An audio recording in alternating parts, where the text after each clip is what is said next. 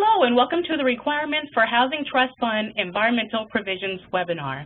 Before we begin our webinar today, I would like to go over how to submit your questions for today. If they are content-related questions, we ask that you submit your questions through the Q&A box.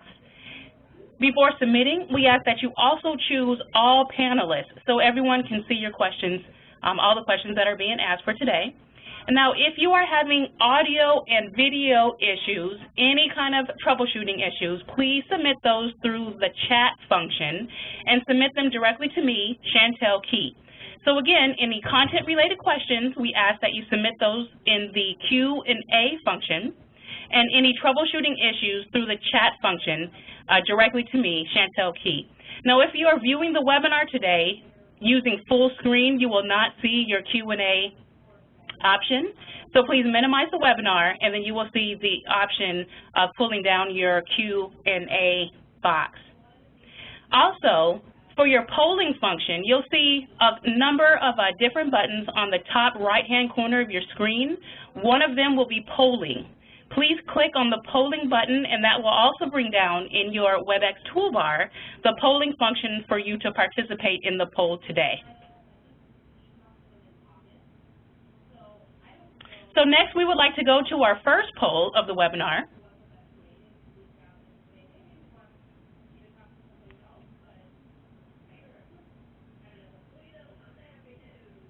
Lauren, next slide, please.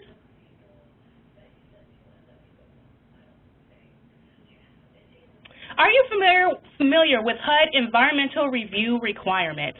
We have three options here for you. Yes, we act as a responsible entity. Yes, we've worked with an RE on HUD-funded projects. And the third option for you to choose is no. The poll is now open.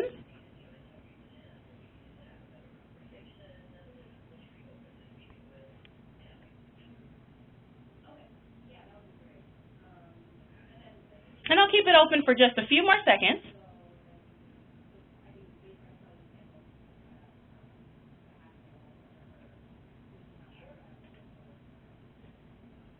Okay, we have the poll open for about 15 more seconds. Give you some more seconds for you to vote.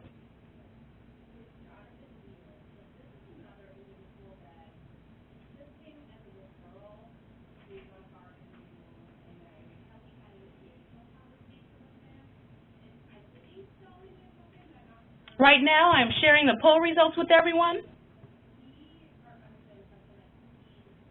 And we have about 42% voted yes, we act as a responsible entity. 18% voted yes, we've worked with an RE on HUD-funded projects. And 8% voted no.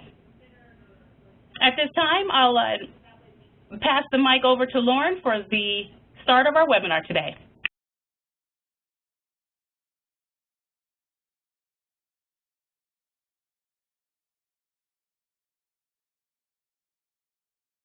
Programs, which is the office here at HUD that is administering the Housing Trust Fund. I'm here today with my colleagues from HUD's Office of Environment and Energy, Danielle Shoup, who is the OEE Director, and Lauren McNamara, who's a Senior Environmental Specialist in OEE. And actually, Lauren and Danielle are responsible for the notice 1614 that we're here to talk about today.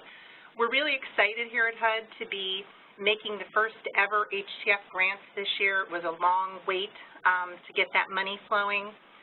For those of you who administer home or other federal programs, sort of as was indicated in the poll, you'll notice that the environmental provisions for HTF are very different than what you're used to for home or for other federal programs.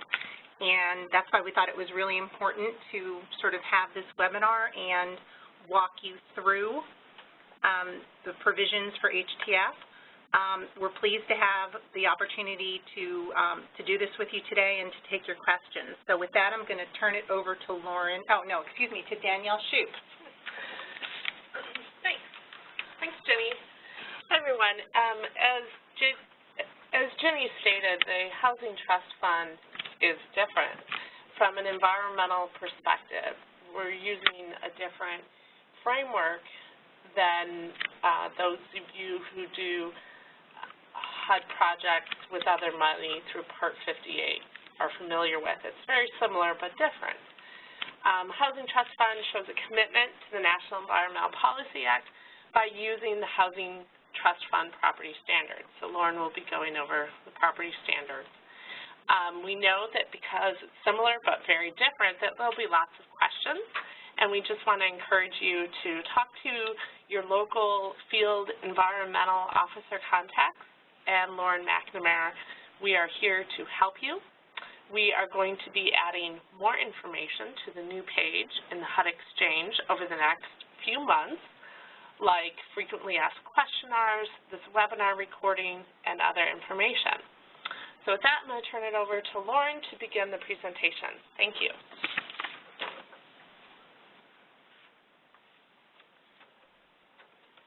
Okay, thank you, Danielle. So we've already gone through this poll question, and it seems like a lot of you are familiar with Part 58, or at least familiar with it, and a few of you are not, and that's okay. We're going to go through a lot of information that's found in the notice.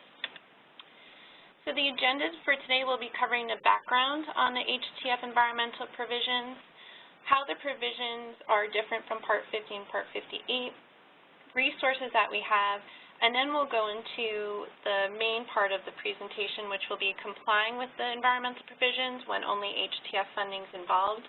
And then we'll take a break for questions, and then we'll go into our second part, which will be covering complying with the environmental provisions when HTF funding is involved combined with other HUD funds. And then we'll take questions after that. And finally, we'll go through a quick little cheat sheet on if you're acquiring housing using HTF, how that's done, and then we'll have a final question session.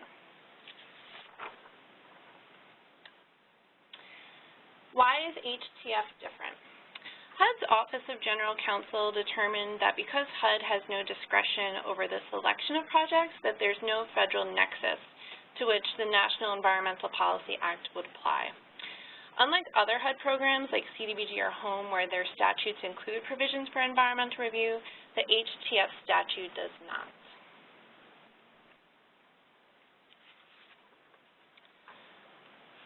The HTF environmental provisions are under the property standards, and they are HUD's commitment to the principles of NEPA and HUD's mission of ensuring decent, safe, sanitary, and affordable housing.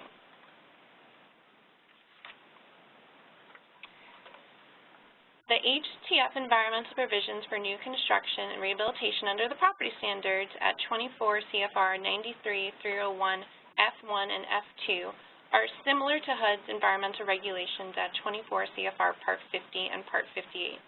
The main difference is that the environmental provisions are outcome-based and exclude consultation procedures that would be applicable if the project was a federal action. So it's a little different. We're going to walk through each of the environmental provisions and how they mirror the laws and authorities.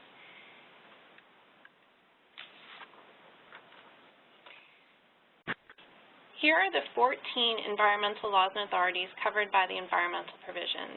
We will go into more detail on each of these in a few minutes, but it covers the same thing that you're familiar with Part 50 and Part 58. This includes historic preservation, farmland protection, airport zones, coastal barrier resources systems, coastal zone management, floodplains, wetlands, explosives and hazards, contamination, noise, endangered species, wild and scenic rivers, safe drinking water, and sole source aquifers. So if you're familiar with the HUD environmental regulations at Part 50 or Part 58, the following 6 laws and authorities are handled the same way they are with the current Part 50 and Part 58 process. And this includes coastal barrier resources, coastal zone management, explosives and hazards, endangered species, which will include informal consultation, wild and scenic rivers, and sole source aquifers.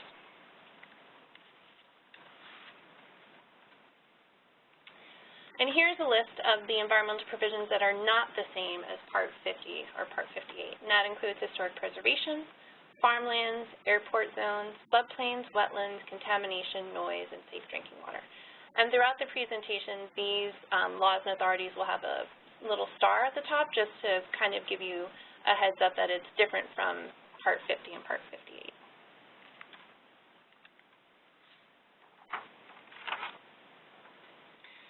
When projects are only using HTF HUD funds, there's no level of environmental review.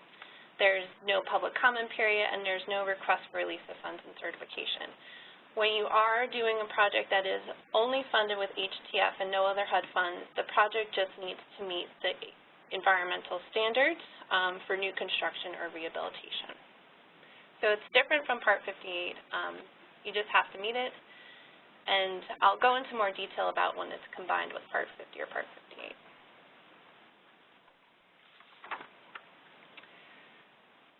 Who is responsible?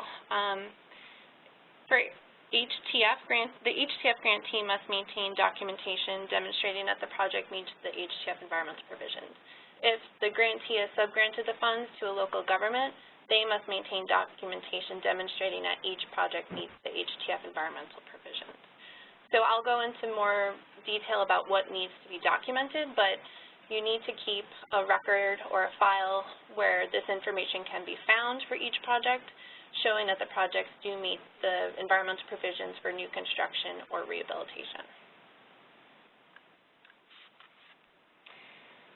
And this page just went live yesterday. We have a new HTF Environmental Provisions page on the HUD Exchange, and it's going to have updates, formats, environmental contacts, and then the recording of this webinar. So I'm going to pop over there for a second. Okay. So here's the page. It includes some background information, what's the same as Part 50 and Part 58, and what's different. It also includes links to HUD environmental staff. So this is our field staff. You can find my information under headquarters. My name is Lauren McNamara. And then each of our regions has environmental officers, regional and field environmental officers, and then the website tells which states they cover in their jurisdiction. Also from this website, we have a link to the notice, CPD 1614. Here's a link to it. If you haven't reviewed it yet, I suggest that you do take a look at it. There's a lot of good information in it about resources and how to document it, and we're going to go through the notice step by step. And then one other thing that the website has is suggested formats. So if you're doing a project that is just HTF only and is new construction, there's a Word document that you could fill out, and it walks you through step by step based on your selection how you need to document. Now I'm just going to hop back over to the PowerPoint. And we'll be making updates to this website. As Danielle mentioned, since this is new, we're going to be doing some frequently asked questions. We'll be updating those as we do get questions in about HTF environmental provisions, and we'll have our webinar recording there, and we'll have more information going through that website. So stay tuned for that. Okay. So now we're going to walk through the environmental provisions for new construction and rehab when there's only HTF HUD funding involved in a project. Timing. The environmental review provisions for new construction or rehab must be met at project completion. However, this is a huge caveat. It should be determined prior to construction if the project will meet the environmental provisions. You don't want to fund a project and then find out at the end that it can't be funded because it doesn't meet the environmental provisions. For example, if the project impacts a wetland or is in an airport clear zone, it cannot be funded with HTF funding. So you should determine early on, prior to construction ideally, if your project's going to meet the standards.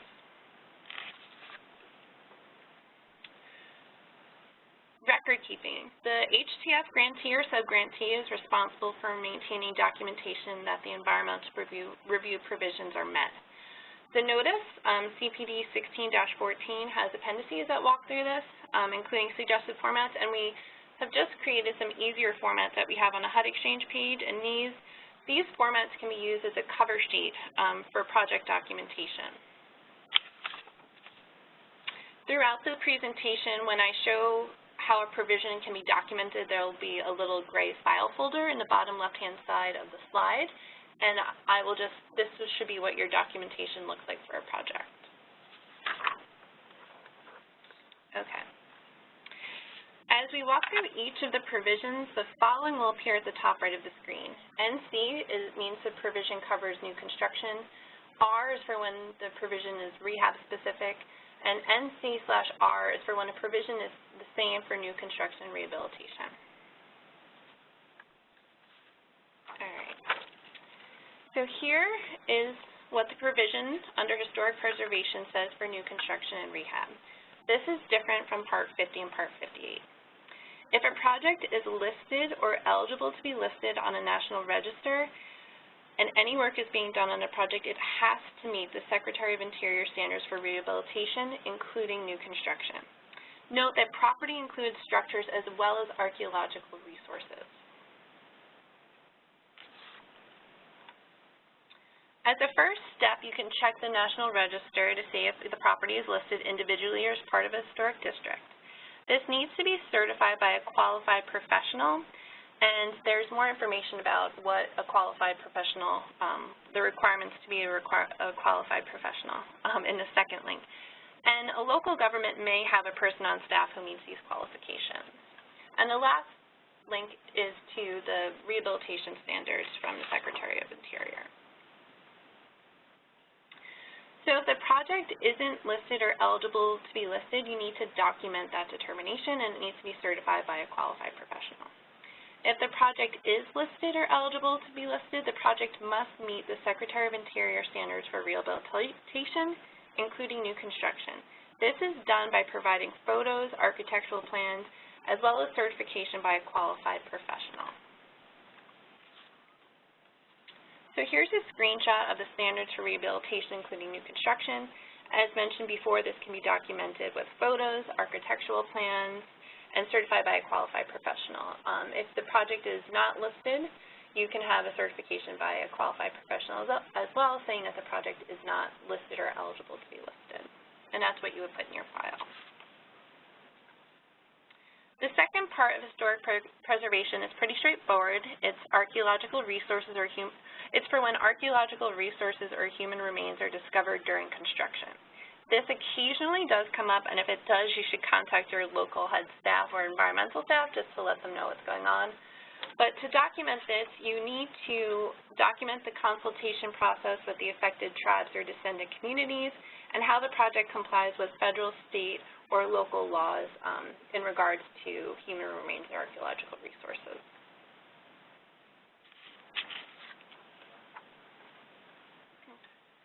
So here's a provision for farmlands, and it's the same for new construction and rehab, and it's different from Part 50 and Part 58. Projects cannot convert unique, prime, or statewide or locally significant agricultural properties to urban uses. One caveat, if the project is solely rehabilitation, the project will not be resulting in conversion of farmland to urban use. So if the project is solely rehab, you're fine. If the project is new construction, you do have to take an extra step. And to do that, you can check to see if the project is located on any of those agricultural properties of interest using the USDA Web Soil Survey, or you can check to see if the project is already located in an urbanized area using the census.gov Tiger Web Urbanized Area layer.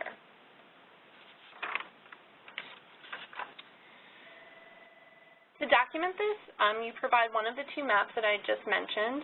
If the project is rehab, you would just give a summary of the rehab activities taking place on the project.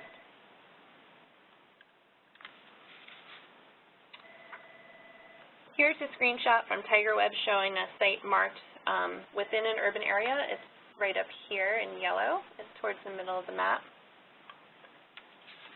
And here's a screenshot from the Web Soil Survey showing a site marked as not on significant farmland, right here.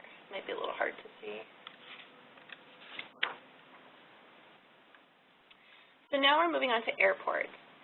The provision for airports is the same for new construction and rehab, and it is different from Part 50 and Part 58. Projects are not permitted within a runway protection zone of civilian airports or the clear zones or accident potential zones of military airfields. You can start by using NEPA Assist to screen your project's proximity to airports. If the project is over 1,500 feet from a military airport or 2,500 feet from a civilian airport, document it with a map. If the project is within 1,500 feet of a military airport, you'll need a map showing it's not in a designated airport accident potential zone or a letter from the airport operator stating that. If the project is within 2,500 feet of a civilian airport, you'll need a map showing that the project is not within the runway protection zone or a letter from the airport operator saying that it's not in the runway protection zone. And here's a screenshot of a map from NEPA Assist. It's using the measuring tool to show that the project is over 8,000 feet away from a civilian airport, and it measures from the end of the runway to the building.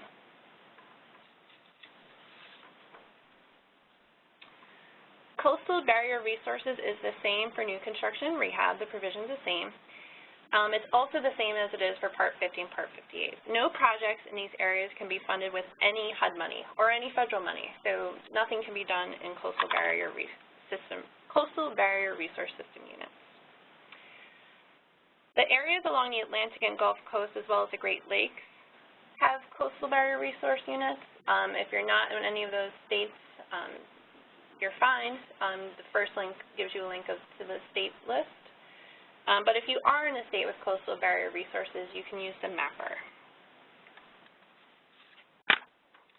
To document this, if you're located in a state that doesn't have coastal barrier resource system units, you're good. If you are in a state, you'll need to provide a map showing that the project is not within a COBRIS unit.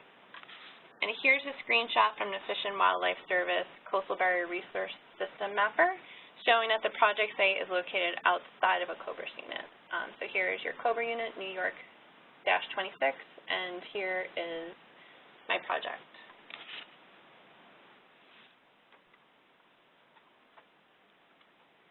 Coastal zone management is the same for new construction and rehab, and it's also handled the same way as it is under current Part 50 and Part 58 processes. Development must be consistent with the Coastal Zone Management Plan, so the State Coastal Zone Management Plan. The HUD Exchange link provides more information about the states that do have Coastal Zone Management Plans, and if you are in one of those states, how you determine if your project is consistent with the plan.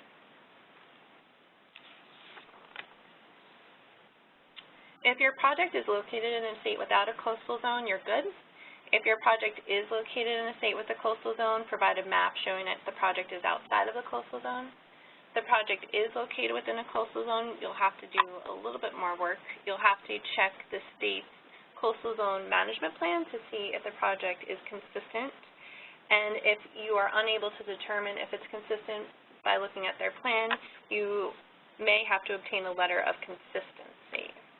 But if your project is in a coastal zone, if you talk to your local field environmental officer, they should know based on your project activities what needs to be done.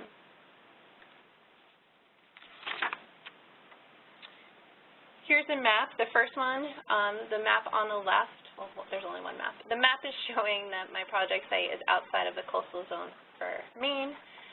But if it was within a coastal zone, I would have to look at the Maine Guide to Federal Consistency Review and look at, based on the project's types of activities, if it's consistent or not. And if you're looking at the plan, if you're referencing any part of a state plan, please be sure to include the page numbers. And if you do obtain a letter of consistency, be sure to keep that with your documentation.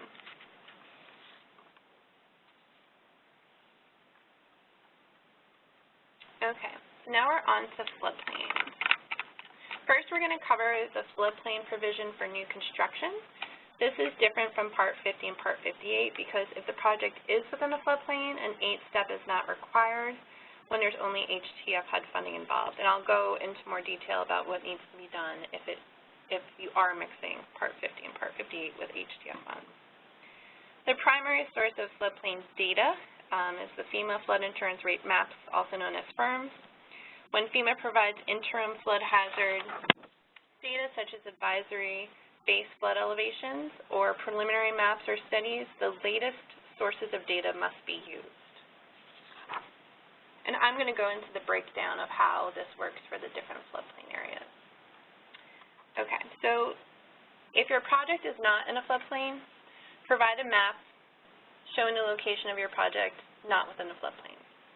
If your project is in a 100-year floodplain, document whether there's any practical alternative, and if so, select the site outside the floodplain. If there's no alternative, provide a map showing the location of the project, and you need to document that the structure has been elevated to at least the base flood elevation or flood-proof to 1 foot above the base flood elevation.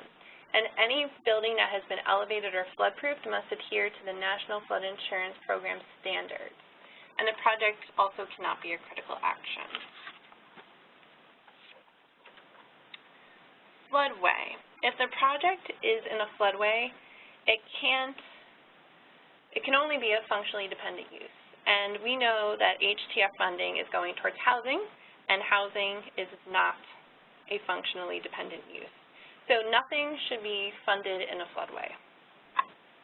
If the project is in a coastal high hazard area, the project must be reconstruction of a structure following destruction caused by a disaster and designed to be located in a coastal high hazard area. It needs to be consistent with the flood insurance program's requirements for V zones. And it also cannot be a critical action. So critical action, most of HTF funding is not going towards critical actions such as emergency services, such as police stations or things that CDBG would be used for. But if the project is likely to contain occupants who may not sufficiently be mobile, such as hospitals, nursing homes, intermediate care facilities, retirement service centers, this is a critical action. And one caveat is housing for independent living for elderly is not a critical action. So if you're doing something with those who are mobily impaired and you're within the 500-year or the coastal high hazard area, just talk to your field environmental officer, see if it's a critical action and what needs to be done. Okay. So the floodplain provisions for rehab, there's a thing to note here. Substantial improvement of a structure. And this is when a structure is improved, the cost of improvement of the structure is equal or greater than 50% the market value of the structure, or increases the number of dwelling units by more than 20%. Now we're going to go into the breakdown where it's a little clearer.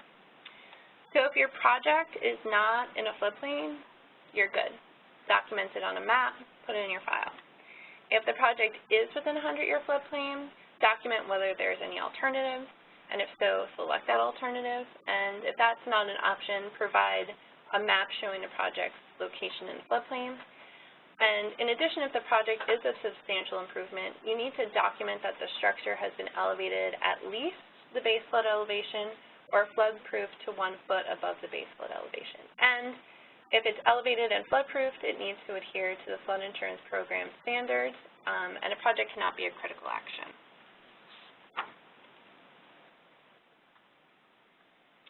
If the project, say, is within a floodway, it can't be funded with HTF because HTF funds are not going towards functionally dependent uses. If it's located in a coastal high hazard area, it has to be reconstruction following a destruction by a disaster and designed to be located within a coastal high hazard area, and it must be consistent with the National Flood Insurance Program requirements for V zones, and it can't be a critical action.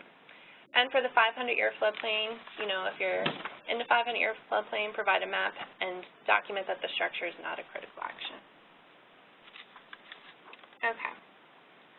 So for documentation purposes, the resources and the documentation for floodplains is the same for new construction and rehab. So here's a link to the FEMA Flood Map Service Center. And here is an example of a project with the site marked outside of a floodplain. If the project was within a 100-year floodplain, you'd have to provide documentation that the project has been elevated to base flood elevation or flood-proof to 1 foot above base flood elevation. Okay. So the provisions for wetlands for new construction is different than Part 50 and Part 58. Projects cannot impact a wetland. There is no draining, dredging, channelizing, filling, diking, impounding, or related grading activities to be performed in wetlands. So nothing in wetlands. For rehabilitation, the provision is also different from Part 58 and Part 50. Rehab of existing properties cannot expand a building's footprint into a wetland. The resources for new construction and rehab are the same. So the first resource is the Fish and Wildlife Service National Wetland Inventory Mapper. And to document this, you provide a map showing that the project is not located in a jurisdictional or non-jurisdictional wetland. And here is an example showing that the site is not located in a wetland using the National Wetland Inventory Mapper. My site is marked in red just below the lake and wetlands.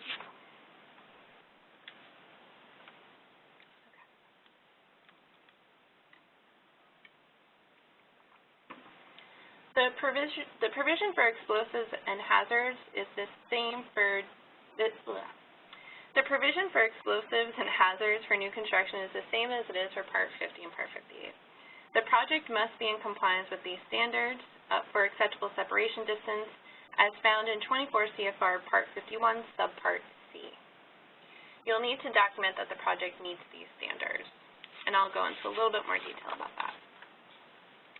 If a project is rehabilitation of a building and it's increasing the number of dwelling units, the project must be in compliance with the standard of acceptable separation distance that is found at 24 CFR Part 51 Subpart C. If the project is not increasing residential densities, document that the project meets the standard. If you're not increasing the number of dwelling units, you're good.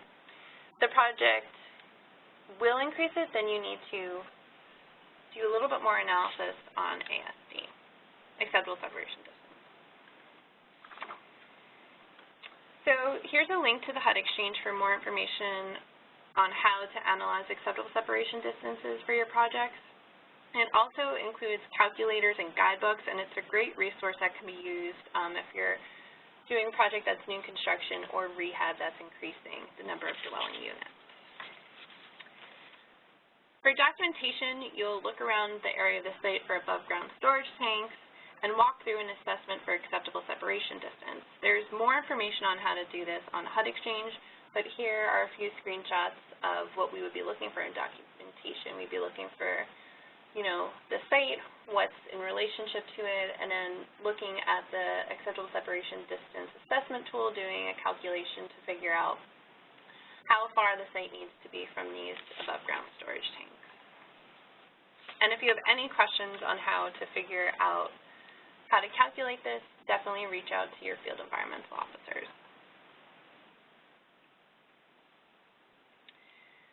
So the environmental provision for contamination is different from Part 50 and Part 58, and this is because a Phase 1 is required for multifamily, and the multifamily is defined as more than 4 housing units. The provision is the same for new construction and rehab. The only difference is project versus project activities in the 6th line of this slide, but I'm covering them as one.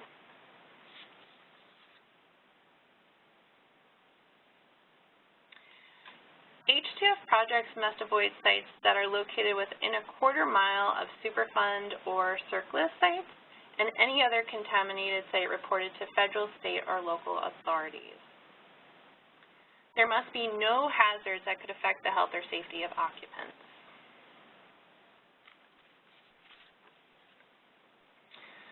More information on site contamination can be found on a HUD Exchange under contamination, and NEPA Assist is also a helpful tool.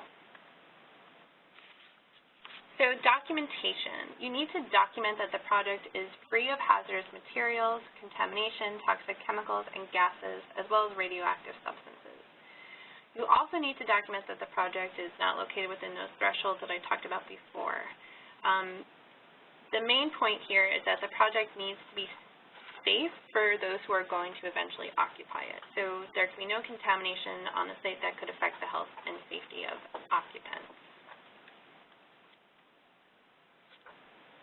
Okay, so now we're going to talk a little bit about how you do this for multifamily. So for multifamily properties, to assess if your site is safe for inhabitants, you need to do a Phase 1 environmental site assessment. If there's any recognized environmental conditions identified in a Phase 1, a Phase 2 must be done. and if contamination is found, a letter of no further action or equivalent must be obtained for the project. The current ASTM standard that must be used for Phase 1 right now in September 2016 is the E1527-13. And this will include information looking at record searches, historical information, and it will let you know if there's any recognized environmental conditions identified in the Phase 1. For single-family properties, a Phase 1 is not required, but a project must be screened to not be within a quarter mile of Superfund, Cercla sites, or other contaminated sites reported to federal, state, or local authorities. If anything is identified in the screening process that raises concerns, it may be appropriate to have a Phase 1 prepared or testing and sampling done on the site. Here's a screenshot from NEPA Assist, and the project is looking at Superfund, brownfields, and toxic substances to see what's in the area. And NEPA Assist is really a great tool to use. You can put a buffer around your site. So here is a quarter-mile buffer.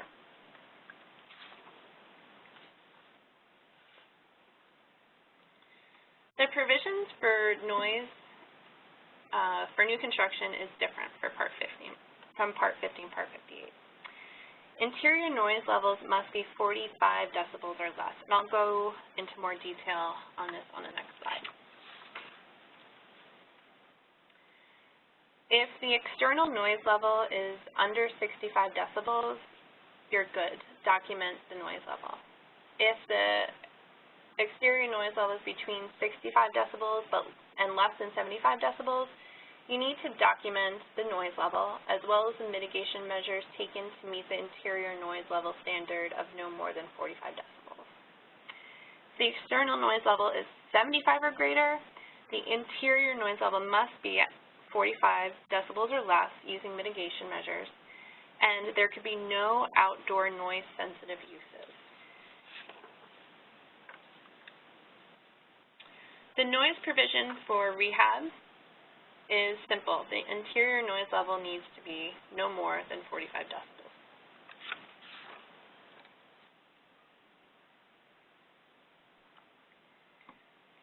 Here are the resources that can be used for the noise provision for rehab and new construction. We have the HUD Exchange Noise Abatement and Control page. We have the day-night noise calculator. We also have StrayCat, and we also have the barrier performance module. The DNL calculator helps you calculate your external noise levels. You look at different noise sources such as roads. You also can look at rail, and you can also look at airports. So you can do your analysis for external noise levels easily on the HUD website, but if you have any questions, definitely reach out to our field staff.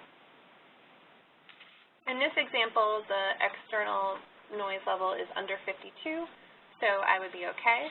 But if the calculation was above 65, you can use the StrayCat tool to be used to calculate noise attenuation from building components that are, frequently used these days. And if you do have a high noise level and using StrayCat to figure out the attenuation does not bring the noise level down enough, you can take a look at our barrier design module to see how external noise levels can be lowered using barriers, but definitely reach out to your field environmental staff. They walk through this all the time, and they're very familiar with the noise sources and how to attenuate.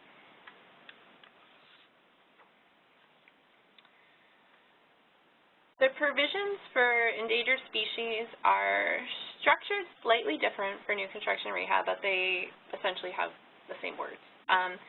So this is a little different from Part 50 and Part 58 because consultation is informal, but the project needs to avoid all actions that could jeopardize the continued existence of any endangered or threatened species or would result in a destruction or adversely modify the designated critical habitat of such species.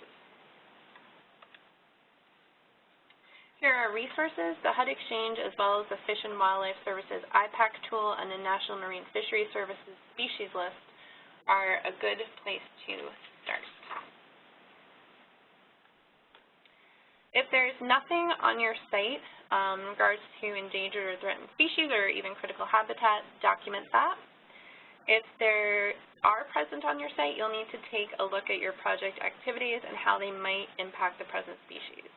You can find more information about the species on the Fish and Wildlife Service or National Marine Fisheries Service websites and even their regional pages, the regional Fish and Wildlife pages. If the activity might impact a species, you'll need to consult with Fish and Wildlife Service or National Marine Fisheries. And for more information about how informal consultation works, you can check out more information on the HUD Exchange.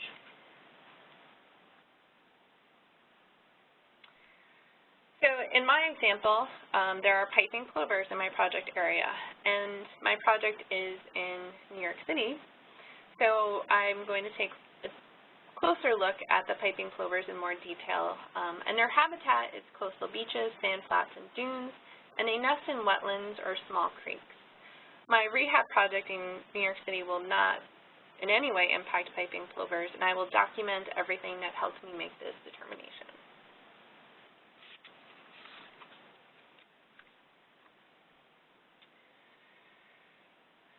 The Wild and Scenic Rivers provision is the same as it is for new construction and rehab, and is also the same way you're doing it for Part 50 and Part 58.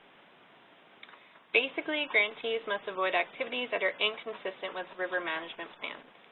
For more information on how to perform this analysis can be found on the HUD Exchange under Wild and Scenic Rivers. If your project is not located near a wild and scenic river, you're good. If your project is located near a wild and scenic river, you need to document that your project is consistent with the river's management plan. So you need to take a look not only at the river, but also the river management plan. And here's a screenshot looking at a project, and you'll see a list of rivers. You can see what rivers are near a project, and then you'll need to take a closer look at the river management plan, which can easily be found online or using Google. And you'll need to make a determination if your project's consistent, and if you're referencing any page numbers in the river management plan, be sure to reference them. Safe drinking water. So safe drinking water is the same for rehabilitation and new construction, and it isn't in Part 58. It's very straightforward. If a project has water systems, it must use only lead-free pipes, solder, and flux. How can this be documented? This can be documented with building specs, pictures, and certification by a qualified professional.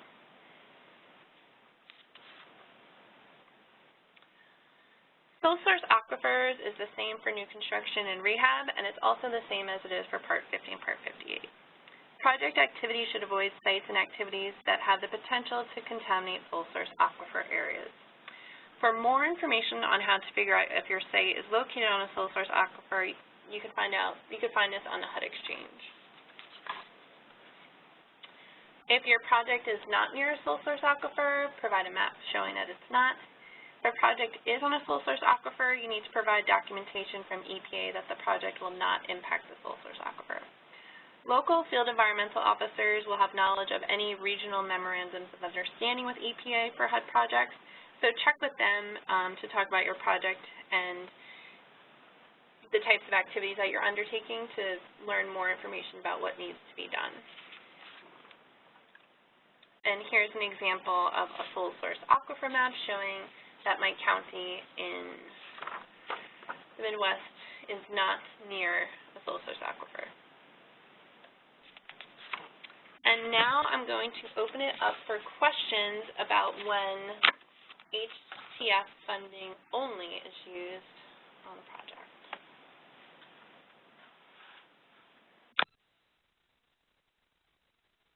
A couple of questions here. The first question is, can we use heroes for housing trust fund only projects? Okay. So the first question was, can we use HEROES for housing trust fund projects? And HEROES is the HUD Environmental Review online system. And at this time, HEROES is voluntary for grantees. But we don't recommend using HEROES. You shouldn't use HEROES for HTF. You should use the suggested format.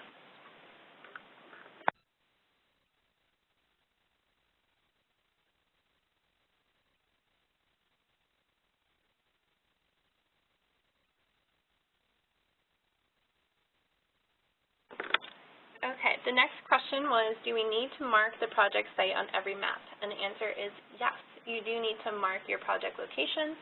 That's part of the documentation that you need to put in your file, so you do need to mark your site.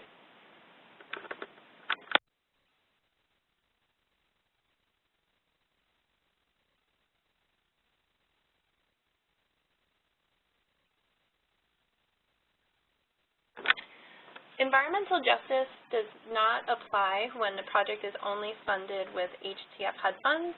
If the project is funded with HTF and other HUD funding, environmental justice needs to be analyzed.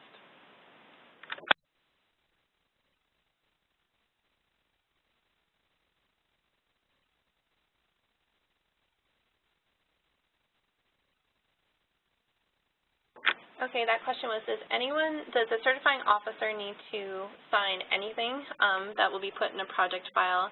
And the answer is no. The environmental provisions just have to be documented and met, and nothing needs to be signed by the certifying officer in a file.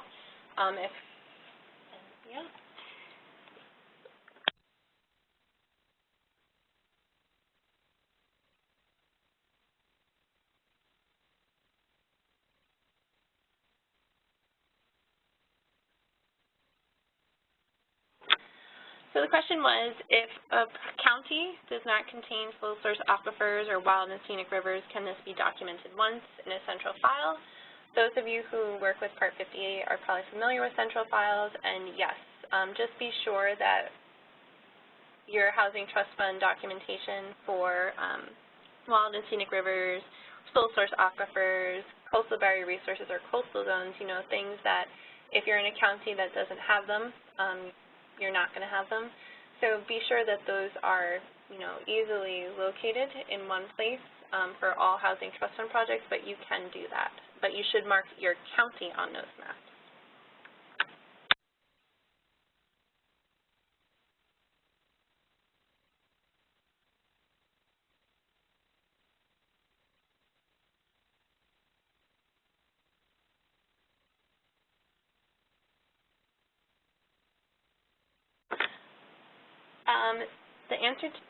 The question was, is tribal consultation required in advance for HTF? And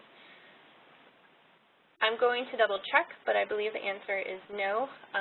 You would just, you know, if you were doing any grounds disturbance, possibly. So I'm going to look into more information on that question.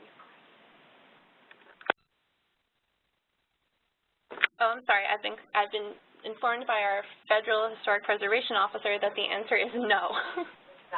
It's not required. Okay. We have a question about wetlands.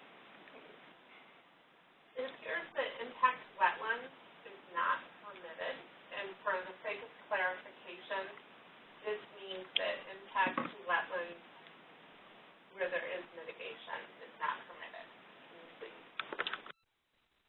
Okay, so that question was, if any impacts to wetlands were mitigated, would that be allowable with HTF? And the answer is no. You can't impact a wetland at all.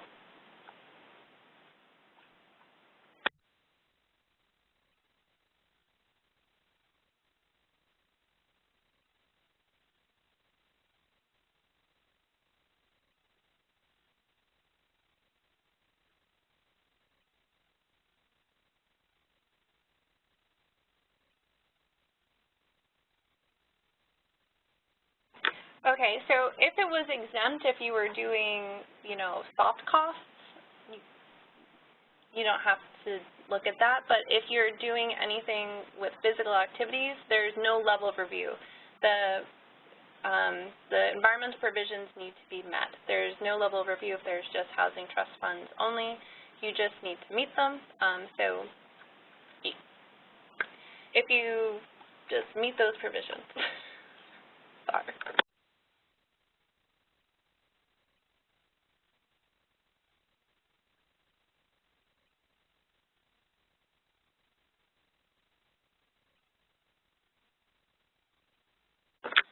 Okay, so the question was, if a project has home and housing trust fund funding, would we use HEROES? And I would say you shouldn't use HEROES, and that's because certain laws and authorities are handled a little differently, and I'll go into more detail about when Part 50 and Part 58 is combined with housing trust fund funds. So it's handled a little differently than it is in HEROES, so it should be done outside of HEROES, unless we make a change to HEROES, which we probably won't be making anytime soon, but you never know.